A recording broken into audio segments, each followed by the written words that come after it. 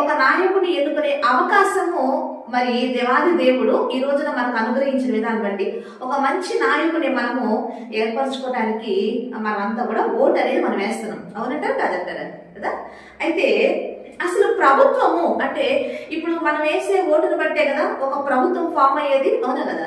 అంటే ఈ ప్రభుత్వాన్ని అసలు ఏర్పాటు చేసింది ఎవరు అని చూస్తే కనుక ఒకసారి కొలస్సీయులకు రాసిన పత్రికలో ప్రభుత్వం గురించి చూస్తే కనుక కొలస్సీయులకు పౌలు గారు లెటర్ రాశారు. అందులో ఏమి రాయబడిందంటే కనుక 1వ అధ్యాయము ఒకసారి 16వ వచనం చూస్తే గనక ఏలయనగా ఆకాశమందున్నవియు భూమి అందున్నవియు దృశ్యమైనవి కానీ అదృశ్యమైనవి కానీ అవి సింహాసనములైనను ప్రభుత్వములైనను ప్రధానులైనను అధికారములైనను సర్వమును ఆయన యందు సృజింపబడెను, సర్వమును ఆయన ద్వారాను ఆయన బట్టి సృజింపబడెను అన్నదండి.